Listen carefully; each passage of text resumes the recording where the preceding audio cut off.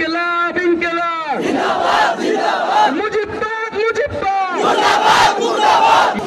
নারায়ণগঞ্জে যেই সিস্টেম, সেই একই সিস্টেমে পুরো বাংলাদেশটা পরিচালিত হয়ে এসেছে এত বছর ধরে।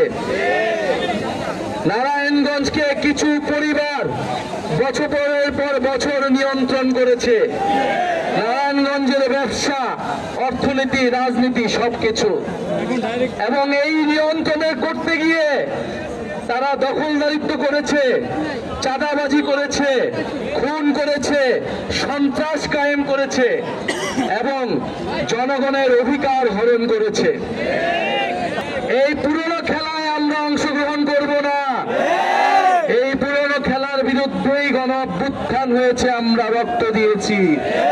ফলে খেলার নিয়ম বদলাইতে হবে, কিন্তু আমরা জানি খেলার নিয়ম এখনো বদলায় নাই। নারায়ণগঞ্জে খেলা বন্ধ হয় নাই। যদি খেলা বন্ধ না হয়, আরেকটা গণ-অভ্যুত্থানের জন্য প্রস্তুতি নেয়।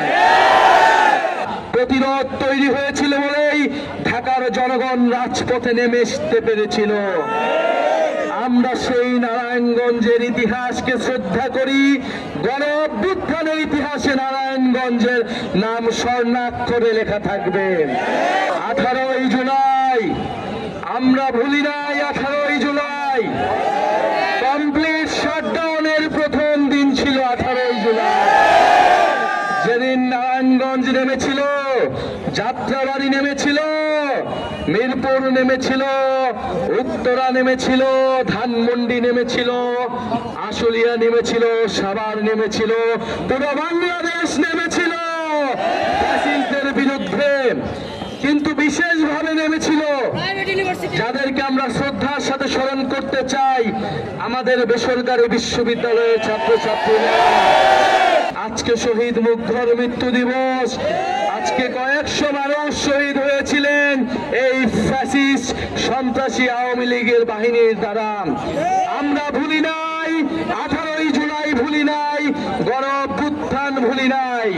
আমরা বলেছিলাম ছোট ব্যবসায়ীদেরকে, মাঝারি ব্যবসায়ীদেরকে প্রোটেক্ট করতে হবে এবং মাফিয়া তন্ত্রকে বিচারের আওতায় আনতে হবে। কিন্তু আমরা দেখেছি উল্টো ঘটনা ঘটছে। মাফিয়া, অলিগার ব্যবসায়ীদেরকে প্রোটেক্ট করা হচ্ছে নানাভাবে, আর ছোট মাঝারি ব্যবসায়ীরা চাঁদাবাজদের তাড়নায় তারা জীবন যাপন করতে পারছে না, ব্যবসা করতে পারছে না। নারায়ণগঞ্জের সৎ ব্যবসায়ীদেরকে আইনি সুরক্ষা দিতে হবে, আইন শৃঙ্খলার পরিবেশ ঠিক করতে হবে, যানজট দূর করতে হবে এবং চাঁদাবাজ মুক্ত করতে হবে। নারায়ণগঞ্জকে আমরা কোনো পরিবারের কাছে বর্গা দিতে চাই না, কোনো গডফাদারের কাছে বর্গা দিতে চাই না। আমরা এ কারণে বলি আবু সাইদ মুগ্ধ, আবু সাইদ মুগ্ধ, শেষ হয়নি যুদ্ধ। এই যুদ্ধ সেদিনই শেষ হবে যেদিন আমরা এই বন্দোবস্তের পরিবর্তন ঘটিয়ে আমরা জনগণের বন্দোবস্ত, গণতান্ত্রিক বন্দোবস্ত প্রতিষ্ঠা করব, জনগণের নারায়ণগঞ্জ প্রতিষ্ঠা করব।